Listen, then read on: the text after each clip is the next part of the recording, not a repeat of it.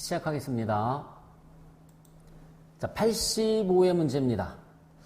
자, 다음 중 유가증권 분리에 대한 설명이다. 틀린 것을 물었습니다.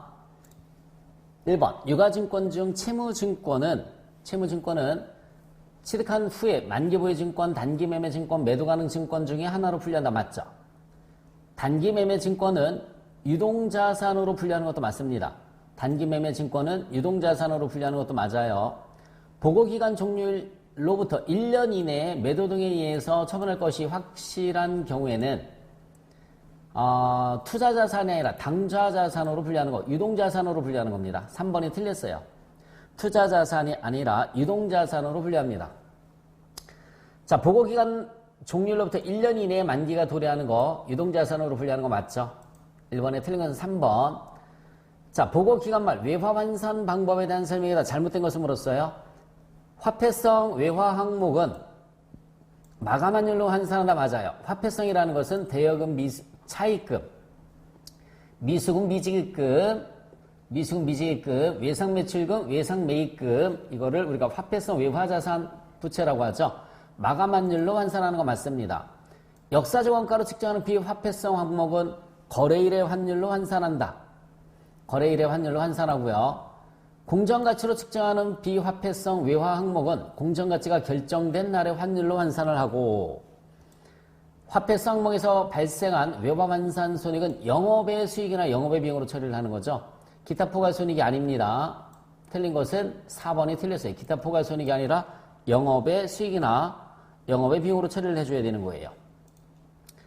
자, 법인세 회계에 대한 설명이다. 틀린 것을 물었습니다. 차감할 일시적 차이라는 것은 뭐냐면 미래에 법인세가 줄어드는 것을 우리가 차감할 일시적 차이라고 하는 거죠. 그래서 미래에 법인세가 줄어드는 것을 이연법인세 자산이라는 말을 쓰는 겁니다. 가산할 일시적 차이라는 것은 미래의 법인세가 증가되는 거죠. 증가되는 거. 감소가 아니라 증가되는 효과를 우리가 가산할 일시적 차이라고 하죠. 감소되는 효과는 차감할 일시적 차이에 관련된 해설입니다. 틀린 것은 2번이에요. 원칙적으로 가산할 일시적 차이에 대해서 이연법인세 부채, 미래의 법인세가 증가되는 거니까 이연법인세 부채 인식하는 거 맞습니다. 이연법인세 자산부채는 보고기간 말 현재까지 확정된 세율에 기초를 해서 당해 자산이 회수되거나 부채가 상환될 기간에 적용될 것으로 예상되는 세율, 즉 미래의 세율을 적용해서 측정하는 것도 맞고요. 4번 재고자산에 대한 설명이다. 틀린 것을 물었습니다. 평가 손실을 초래했던 상황이 해소되어 시가가 장부금액을 상승했을 때는 최초 장부금액을 초과하지 않는 범위 내에서 평가 손실을 환입을 해주시면 돼요. 장부가액을 초과하면은 평가이익이잖아요. 근데 우리 회계에서 평가이익은 인정하지 않는다라고 그랬단 말이에요. 그러니까 평가액이 장부금액을 초과하지 않는 범위 내에서 평가 손실을 환입을 합니다. 재고자산 평가 손실 환입은 매출원가에서 차감을 합니다.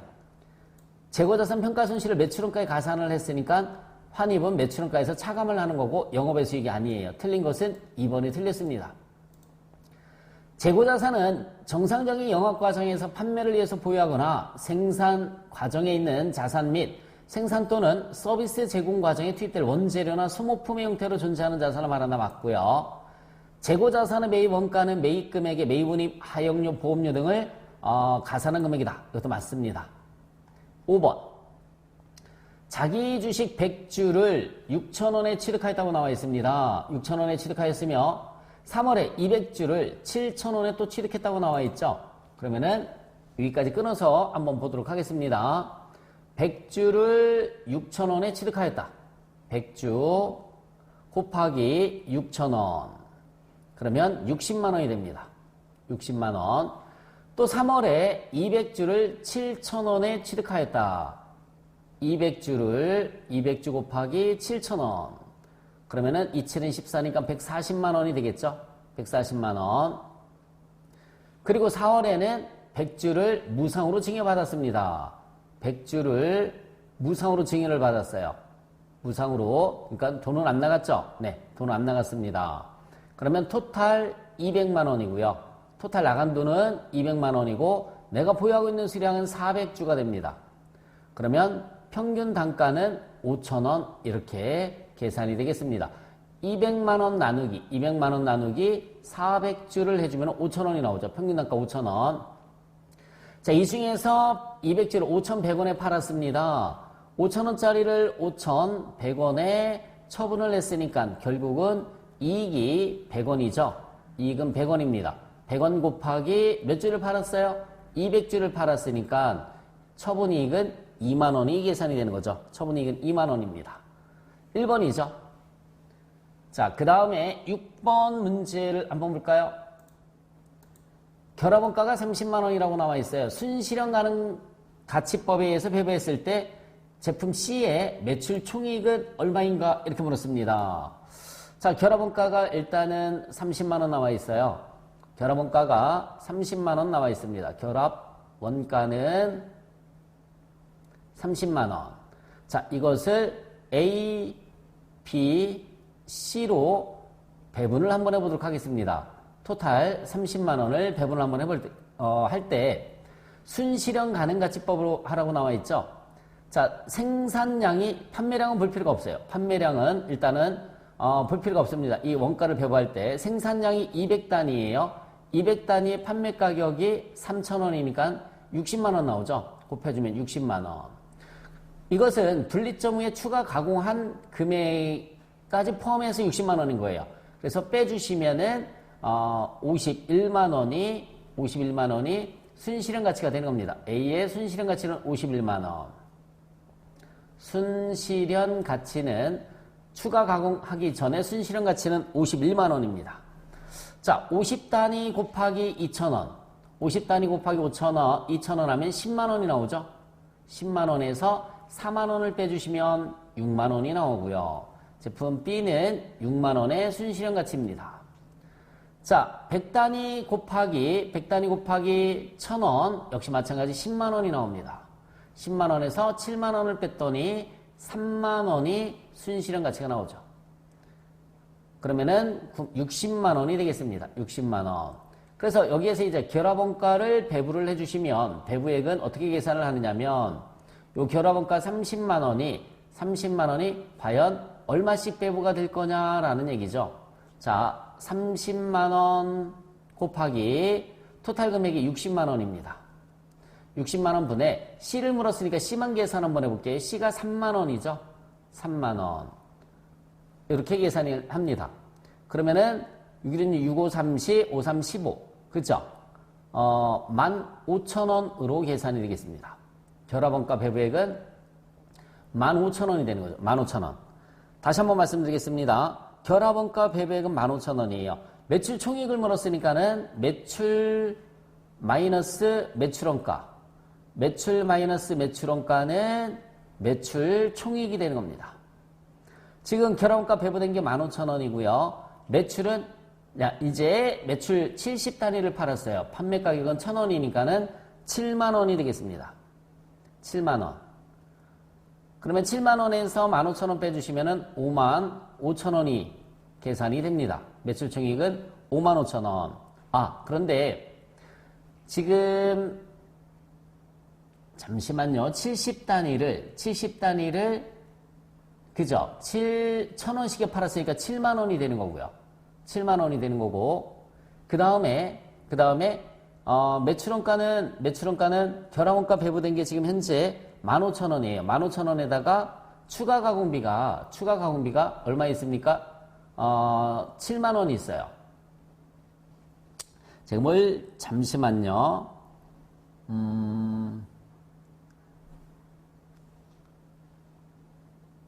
순실현 가능 가치는 3만원 나왔고, 그죠? 3만원에서 결합원가 배부액이 15,000원이 나왔단 말이에요. 15,000원.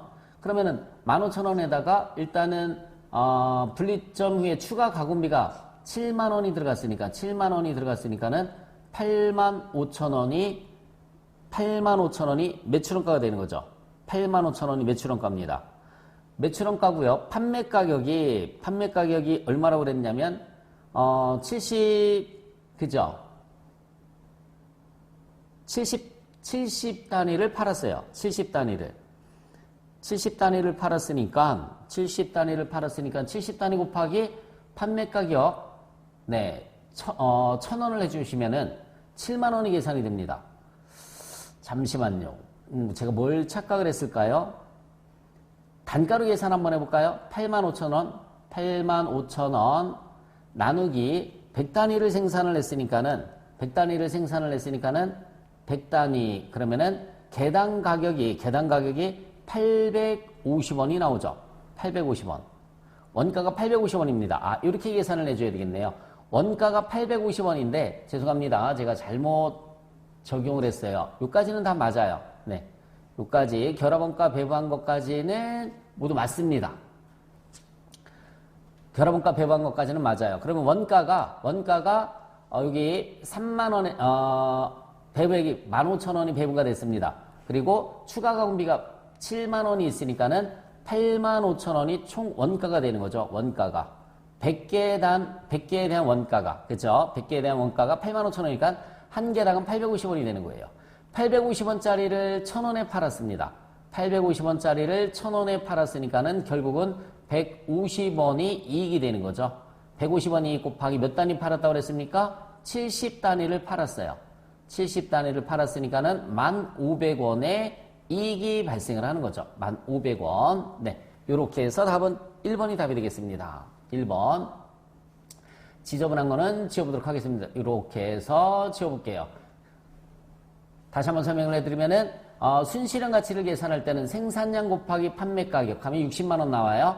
여기에서 추가 가공비 빼주시면 순실현 가치가 51만원, 6만원, 3만원이 계산이 되는 겁니다. 3만원. 그럼 다 더해주면 60만원이잖아요.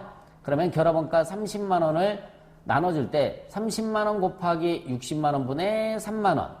60만원 분의 3만원 하면 결합원가 배부액은 15,000원이 계산이 되는 거죠. 그러면 원가는 15,000원에 추가 가공비 더해서 85,000원입니다. 100개에 대한 게. 그러면 나눠주면 850원이 나오죠. 850원짜리를 1,000원에 팔았으니까 150원이 이익이다.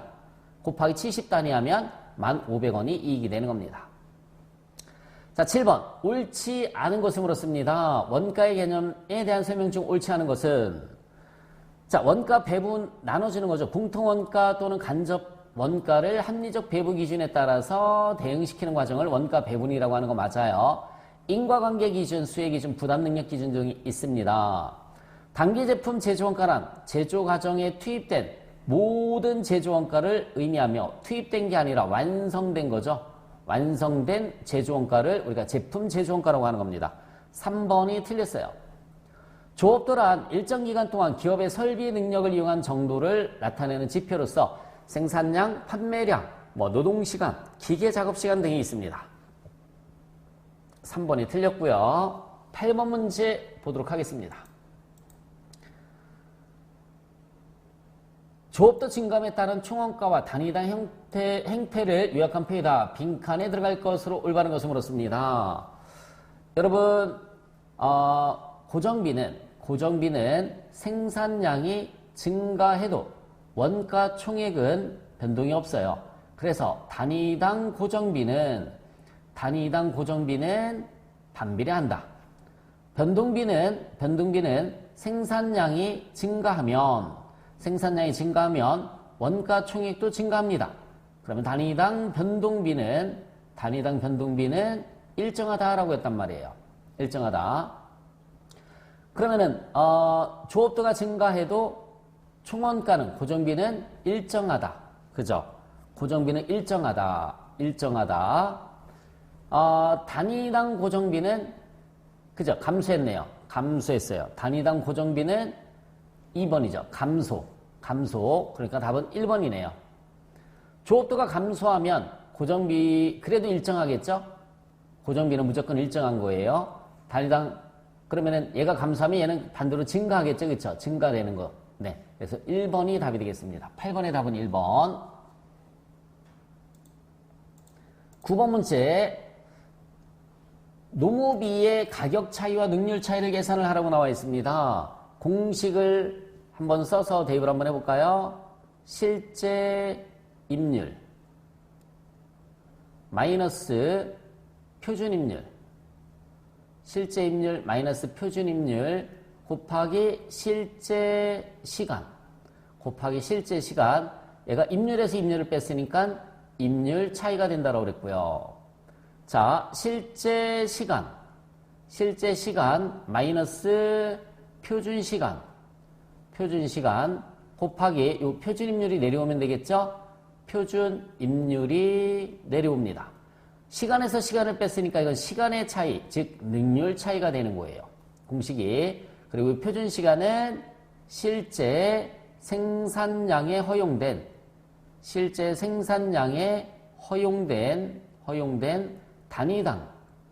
단위당 표준 시간입니다. 실제 생산량에 허용된 단위당 표준 시간. 이 표준 시간은 대입 한번 해볼게요. 표준 노무비가 10시간에 단위당 표준 직접 노무비는 3,000원이에요. 10시간이 됐고요. 시간당 300원입니다. 시간당 300원. 표준 임률은 시간당 300원. 그렇죠? 그럼 밑에도 시간당 300원 이렇게 들어가시면 돼요. 실제 생산량이 120개 나왔어요. 120개 실제 생산량이 나왔고요. 제품을 하나 만드는데 표준 시간은 10시간이 걸린다라고 그랬으니까 10시간 이렇게 집어넣으시면 되겠죠. 제품 하나 만드는데 표준 시간은 10시간이에요. 그러면은 1200시간이 들어갑니다. 표준 시간은 1200시간. 실제 노무비가 330원, 그죠? 330원 나왔어요. 330원. 마이너스 실제 시간은 1000시간이라고 나와 있습니다. 1000시간. 그러면 밑에도 실제 시간은 1000시간이 되겠죠? 실제 시간은 1000시간. 곱해주시면 되네요, 이제는. 그러면 330원에서 300원 빼주면은 얼마 나옵니까? 30원이 나오죠? 30원 곱하기 1000시간이니까 3만원. 플러스가 나왔으니까 불리한 차이가 되겠습니다. 3만원 불리한 차이. 얘는 마이너스 200이 나왔죠? 그래서 마이너스 6만원이 나옵니다. 그러니까 6만원 유리한 차이. 그러면 답은 2번이 답이 되겠습니다. 9번의 답은 2번. 공식에서 대입을 해서 쓰신 다음에 그대로 대입만 해주시면 돼요. 10번 문제를 보겠습니다. 자, 주식회사 세무는 2개의 서비스 부문과 2개의 제조 부문으로 구성되어 있다. 서비스 부문의 일반관리 부문 원가를 종업원수로 먼저 배부하고, 그죠? 배송 부문 원가는 점유 면적으로 배부하는 단계 배부법을 사용하고 있다라고 나와 있습니다. 뭘 먼저 배부하라고 나와 있습니까? 일반관리 부문 원가를 종업원수로 먼저 배부해라. 자, 제조 부문을 먼저 써볼게요. 제조 부문이 절삭, 연마 이렇게 있습니다. 제조 부문이 절삭 그리고 연마가 있어요. 연마. 절삭 부문은 7만원 나와 있고요. 연마는 85,000원 나와 있습니다. 연마는 85,000원. 그리고 서비스 부문이 뭘 먼저 배부하라고 그랬어요? 일반 관리. 먼저 배부하는 걸 바깥쪽에 위치해라. 일반을 바깥쪽에 위치하고요. 그 다음에 배송을 안쪽에 위치를 했습니다. 배송의 금액은 8만원이고요. 일반의 금액은 6만원입니다. 먼저 배부하는 것을 이렇게 바깥쪽에다 위치해라라고 그랬어요. 그러면 제일 첫 번째 6만원을 하나, 둘, 세 군데로 먼저 배부할 때 일반이죠. 일반은 종업원 수를 먼저 배부하라고 그랬어요. 종업원 수가 10명, 그죠? 20명, 30명, 50명 있어요. 일단은 절삭 부문은 30명이라고 나와 있죠. 절삭 부문이 30명. 그 다음에 연마 부문은 50명이라고 나와 있어요. 연마 부문은 50명. 30명, 50명 이렇게 나와 있습니다. 자, 그 다음에 배송 부문은 20명이 나와 있고요. 배송 부문은 20명 나와 있습니다. 20명. 자기 부문은 해당 사항이 없잖아요. 여기 세 군데로만 가는 거니까. 그러면은 6만원 곱하기 다 더해주시면 100명이에요. 100명 중에 30명을 해주시면 되겠죠. 그러면은 18,000원. 여기는 18,000원이 배부가 됩니다. 그죠? 638. 두 번째는 50명이에요. 50명이니까 3만원이 배부가 될 테고요. 세 번째는 몇 명입니까? 20명이죠. 20명. 그러면은 2, 60이니까 12,000원. 이렇게 갑니다. 그 다음에는 두 군데로 이렇게 배부가 되는 거예요. 두 개 더해주시면은 얼마 나옵니까? 92,000원이 나오죠. 92,000원 곱하기, 그죠? 92,000원 곱하기, 배송은, 그죠? 점유 면적으로 배부를 해줘라. 점유 면적으로 200평, 300평이에요. 절삭이 200평, 그 다음에 연마가 300평입니다. 그럼 두 개 합치면 500평이 나오죠? 500평분의 200평을 해주시면 되겠습니다. 200평. 그러면은 92,000원 곱하기 200 나누기 500 해주시면은 36,800원이 나와요. 36,800원. 나머지, 그죠? 92,000원을 빼주시면 55,200원이 나옵니다. 55,200원. 이렇게. 서비스 부문의 원가를 배부한 후에 절삭 부문의 총 간접 원가를 물었어요. 절삭 부문의 총 간접 원가를 물었습니다. 그러면은, 자, 7만원, 18,000원, 36,800원을 더해주시면 되는 거죠. 7만원, 18,000원, 36,800원. 더해주시면 124,800원이 나옵니다. 124,800원. 답은 4번이 답이 되겠죠. 그래서 단계배부법으로다가 해주시면 돼요. 자, 11번. 소득세법상 복식부기 의무자 사업소득에 대한 자료이다. 총수익 금액을 계산하면 얼마인가? 매출액 당연히 들어갑니다. 매출액 당연히 들어가고요. 기계장치 양도가액 당연히 총수익 금액에 들어가는 거예요. 판매 장려금 수령액도 들어가고요. 판매 장려금 수령액도 들어가고, 이자 수익은 이자 소득으로 과세가 되는 거니까 안 들어갑니다. 관세 환급금 들어갑니다. 관세 환급금 들어가고요. 기계장치 건물의 양도가액은 양도소득세죠. 양도소득세. 그러면은 얼마입니까? 1억 5천만 원에, 그죠? 1억 5,500, 1억 6,100만 원. 2번이 답이 되겠네. 2번. 이자 수익은 이자 소득으로 과세가 되고요. 건물 양도한 것은 양도소득세로 과세가 됩니다. 양도소득세. 그래서 사업소득하고 관련되어 있는 것은 지금 동그라미 친 것만 계산을 해주시면 되는 거예요. 12번 문제로 내려가겠습니다.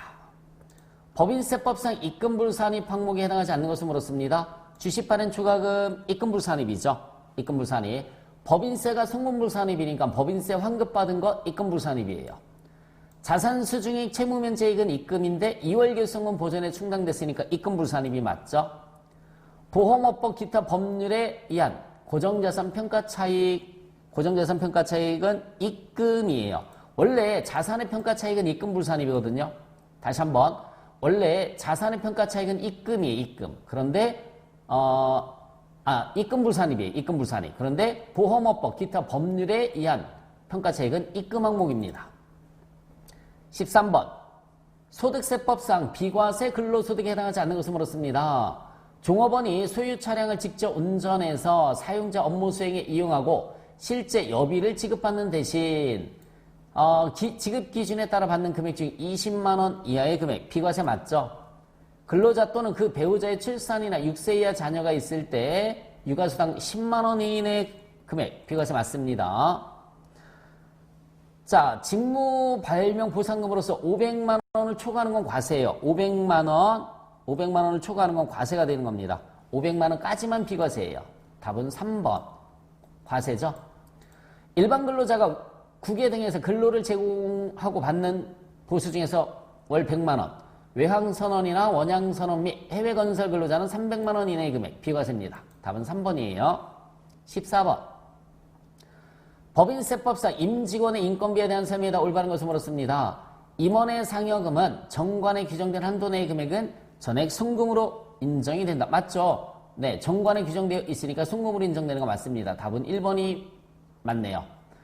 임원 퇴직금은 정관 위임 규정에 따라 이사회 결정에 의해서 지급된 금액도 지급 규정이 있는 것으로 본다라고 나와 있습니다. 여러분들 임원의 퇴직금은 정관 위임 규정에 따라 주총이나 사원총회에서 결정된 금액도 송금으로는 인정이 돼요. 하지만